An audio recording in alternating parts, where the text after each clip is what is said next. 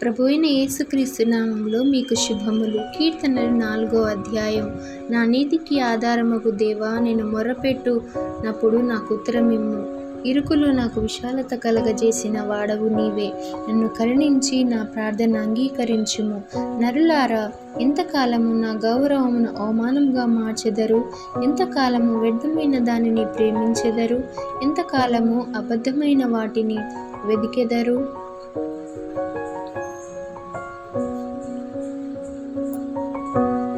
యెహోవా తన భక్తులను తనకు ఏర్పరచుకొనుచున్నాడని తెలుసుకొనుడి. నేను యెహోవాకు మొర్రపెట్టగా ఆయన ఆలకించును. భయము నొంది పాపము చేయకుడి. మీరు పడకల మీద నుండగా మీ హృదయములలో ధ్యానము చేసుకొని ఊరకుండుడి. నీతియుక్తమైన బలులు అర్పించుచు యెహోవాను నమ్ముకొనుడి. మాకు మేలు చూపువాడెవడని పలుకువారనేకులు. యెహోవా, నీ సన్నిధి కాంతి మా మీద ప్రకాశింపచేయుము.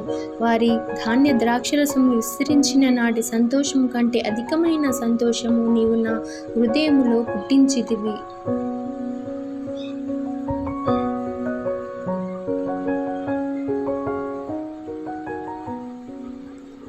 యెహోవా, నెమ్మదితో పండుకొని నిద్రపోదును. నేను ఒంటరిగా నుండినను నీవే నన్ను సురక్షితముగా నివసింపచేయుదువు. దేవుని నుండియు ప్రభువైన యేసుక్రీస్తు నుండియు మీకు కృపా సమాధానములు కలుగునుగాక. ఆమేన్.